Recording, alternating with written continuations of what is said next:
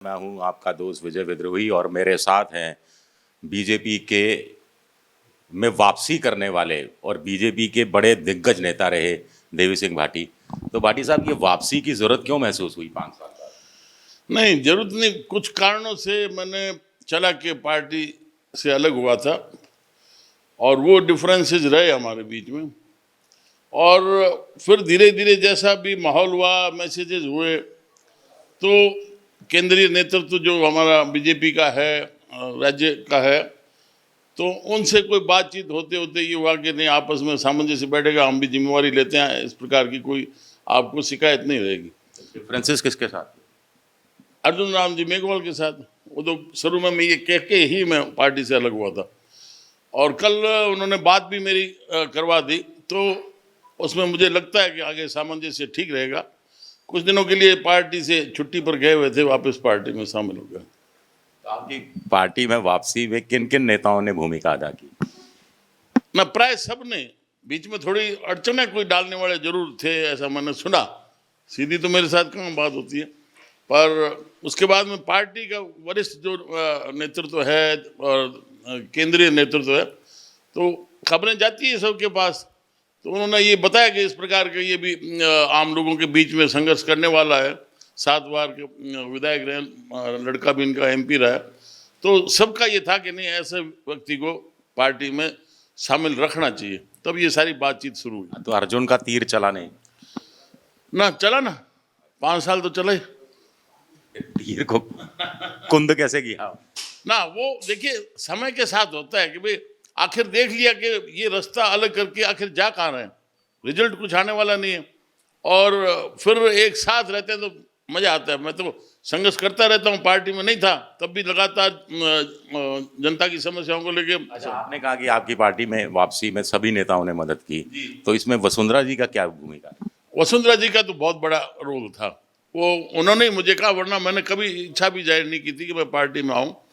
उनका ये था कि भाई आपको पार्टी में आना चाहिए, मिनिस्ट्री में आओ और पूरी टीम बनी रहेगी आपकी, बीजेपी भी जिले में आपकी खड़ी की हुई है।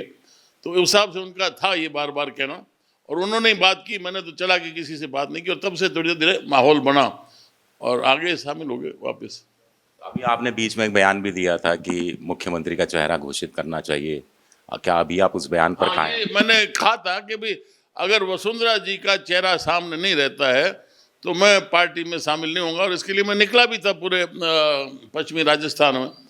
और अब मुझे जिस प्रकार से उन्होंने आश्वस्त किया है केंद्रीय नेतृत्व ने, तो उससे मुझे लगता है कि उनके साथ सामंजस्य बना के उनके वो भी चेहरा रहेगी, लेकिन एकमात्र चेहरा नहीं रहेगी, सारा सामूहिक रूप से रहेगा। और मुझे लगता है कि उनका बहुत बड़ा रोल रहेगा इस कैंपेन में। थोड़ा साफ कर दो ना, क्या आश्वस्त किया है कि मतलब एकमात्र नहीं रहेगा, सामूहिक रहेगा? हाँ, एकमात्र तो मतलब मेरे कहने का मतलब, अगर बीजेपी सत्ता में आई तो वसुंधरा मुख्यमंत्री बनेगी, इसकी संभावना है? आप ना, ये संभावना मेरे ख्याल से बिल्कुल क्लियर है। ये किसी भी स्टेट में जहाँ भी चुनाव हो रहे हैं तो उसमें एकमात्र चेहरा नहीं रहेगा, और जो अगर वेटेज मिलेगा जिसमें टिकटों का भी होता है, उनके जो अनुयायी समर्थक जो भी हैं उनकी पैरवी भी होगी, तो वो जब भागीदारी रहेगी तो आगे जाके तय होगा कि कौन आखिर नेतृत्व करेगा। विधायक दल की बैठक? हाँ, वो विधायक दल का के सब नेतृत्व जो होगा ऊपर केंद्र का, तो सब मिलकर तय करेंगे। तो लगता है कि भाई आखिर, क्योंकि मैं ये मानता हूँ कि कांग्रेस में मासेज का आम लीडर है अशोक गहलोत, और वैसा ही क्योंकि लगातार ये वसुंधरा जी की एक कार्यशैली है, रास्ते चलते लोगों से मिलना, चुनरी ओढ़ना उड़ाना, और ये सारा कुछ रहता है। तो डायरेक्ट इंटरेक्शन से उनका भी एक इमेज बनी है कि ये मासेज की लीडर है, तो वो तो रहेगा ही, मासेज में है, और वो उनकी भागीदारी रहने से निश्चित तौर पर पार्टी को बहुत बड़ा लाभ होगा। क्योंकि एक फायदा ये भी है कि जो इस वर्तमान शासन के अंदर राज ने ये छूट दे दी कि कोई MLA हो, मंत्री हो, लूटे तो लूटो, क्योंकि हमें तो सत्ता कुर्सी बचानी। और ये जो लूट की छूट दी है पूरे राजस्थान में, कहीं भी चले जाओ, बड़े बड़े कांड तो वही हैं, पर छोटा काम भी किसी को कागज की नकल नहीं, बिना पैसे नहीं मिलती, इससे बिल्कुल इमेज खत्म हो गई है। मुझे तो लग रहा है कि 10 का आंकड़ा भी कांग्रेस पार पड़े। आपको लगता है कि आप आला कमान को थोड़ा और समझाने की कोशिश करेंगे कि वसुंधरा को चेहरा घोषित किया जाए, या आपको लगता है ये संभावना अब खत्म हो गई? ना, देखिए काम बोलता है, आप कितना भी कर दो। हमने दूसरे राज्यों में भी देखा है ना, ये कोई अब अलग से चेहरा नहीं था योगी जी का यूपी के अंदर, लेकिन जब उन्होंने रिजल्ट दिया है तो उनको कौन छोड़ रहा है? ना जनता छोड़ रही है, ना पार्टी छोड़ रही है। तो वो जो काम बोलेगा, जैसे मैसेज में जैसे कैंपेन चलेगा, तो जैसे लोगों को जिस प्रकार के आकर्षण वसुंधरा जी के प्रति होगा, अन्य नेताओं के प्रति होगा, तो अपना केंद्रीय नेतृत्व तय करेगा। मतलब आपके कहने का मतलब है कि कार्यकर्ता ही एक तरह से आला कमान को एक बिल्कुल दबाव डालेगा कि इनको। बिल्कुल केंद्रीय नेतृत्व में, आला कमान में जो भी हैं, जन भावना देखते हैं ना भाई। स्पष्ट है यूपी आपको नतीजा दे रहा है, बाकी जगह रो रहे हैं। आज भी जैसे राजस्थान में क्राइम हो रहा है, जैसे जिस प्रकार की छूट मिली हुई है, कोई रिजल्ट नहीं मिलता, आम जनता को संतुष्टि नहीं होती कि अब इस प्रकार की घटनाएं नहीं होगी। लेकिन वही पुलिस, वही प्रशासन यूपी के अंदर अब बिल्कुल लोगों की उम्मीद और अपेक्षा वो योगी हो गया, तो काम तो बोलता ही है। कुछ दिन पहले आप मुख्यमंत्री अशोक गहलोत से भी मिले थे, तो बड़ी क्यासबाजी शुरू हो गई थी। थोड़ा आप रहस्य खोल सकते हैं क्यों मिले? नहीं, मेरा सबसे याराना है। ये बात सही है कि मुझे उन्होंने कहा था कि पार्टी में आ जाओ, आप जहाँ से भी लड़ो। मैंने कहा नहीं, मैं तो बहुत पहले डिक्लेयर कर चुका हूँ कि मेरे शरीर के टुकड़े टुकड़े कर दो, तब भी मैं कांग्रेस में नहीं जाऊँगा जिसने देश के टुकड़े कर दिए। और बाकी हम अलग अलग हमारे मुद्दों को, समस्या को लेकर मिलते रहते हैं, साल में 2-3 बार तो मिलना ही होता है। तो वो जरूर आपकी वो सारी शर्त मानने को तैयार जी। अशोक गहलोत आपकी सारी शर्त मानने को तैयार थे अगर आप तो अब मेरी क्या शर्त है? कहाँ से चुनाव लड़ना चाहो आप? ये तो उनका था, पर मुझे ये नहीं था कि मैं कांग्रेस में जाऊं, क्योंकि कभी भी मैं कांग्रेस का पक्षधर नहीं रहा। अच्छा, एक सवाल और कि अब क्या भूमिका रहेगी आपकी बीजेपी में? मैं फील्ड का आदमी हूँ, मेरे एक्स्ट्रा करिकुलर एक्टिविटीज़ भी चलती रहती है जनता में, गायों के लिए, घास के लिए, देसी चिकित्सा, जैसे एलोपैथी से पीछा छूटे, बच्चों को तैयार करना, गीता सिखाना, मेरा वहाँ लगातार निरंतर मार्शल आर्ट, लाठी चलाना, तो उन एक्टिविटीज़ में रहता हूँ। इसलिए मेरे माथे में बाहर नहीं रहता, मैं जनता के बीच में रहता हूँ। बड़े लोगों की, धन्ना सेठों की मेरे यहाँ जरूरत नहीं है, इसलिए मैं टॉप पर तो रहूँगा, मुझे कोई रोक नहीं सकता। चुनाव लड़ेंगे ना चुनाव का तो देखो, अब ये जिस पार्टी के अंदर आ गए, उनके मुखिया लोग हैं, वो तय करेंगे। परिवार में से कोई लड़ेगा? जी जी, वो देखिए, पता नहीं कैसे क्या तय होगा, ये पता नहीं।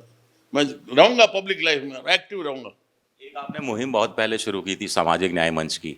आज की तारीख में आप समझते हैं कि जो आप 2 बड़ी सवाल लेकर चले थे आरक्षण को लेकर, उस दिशा में अभी भी काम करने की बहुत ज़रूरत है? निश्चित तौर पर देखिए, ये सिर्फ एक आंदोलन, एक पर्टिकुलर डिमांड नहीं होती है। ठीक है, एक मुद्दा था आरक्षण का, जिसमें आरक्षित को संरक्षण और उपेक्षित को आरक्षण, उसको बहुत नज़दीक से आपने भी देखा उन दिनों में।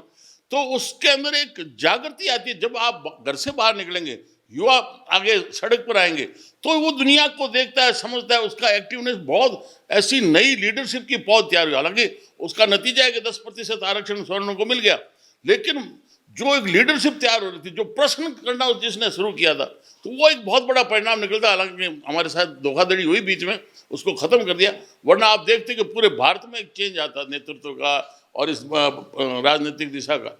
इस हिसाब से देखा जाए तो क्या महिला आरक्षण की जो बात हुई है, उसमें ओबीसी महिलाओं के लिए आरक्षण की बात कही जा रही है, उसका आप कितना समर्थन? देखिए, अब ये क्या है कि वोट के चक्कर में आरक्षण, फिर आरक्षण में आरक्षण, कितना आरक्षण दोगे?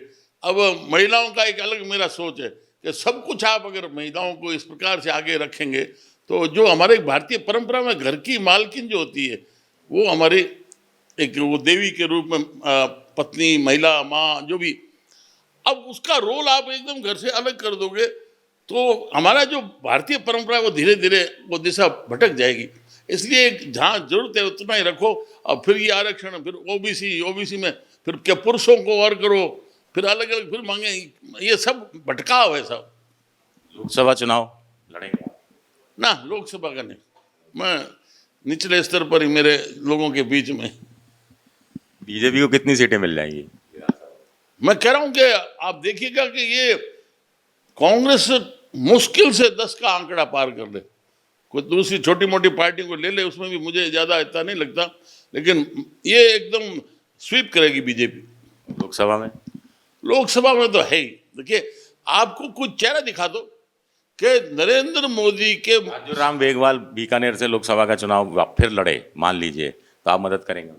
पार्टी के अंदर रह के, पार्टी में रह के जिस थाली में खाते हैं उसमें छेद नहीं करेंगे, ना किया है ना करेंगे। यही उम्मीद आपको उनसे है कि अगर आप, मुझे लगता है पार्टी वालों ने जिस प्रकार से मुझे कहा है, तो उस हिसाब से दिशा सही रहेगी।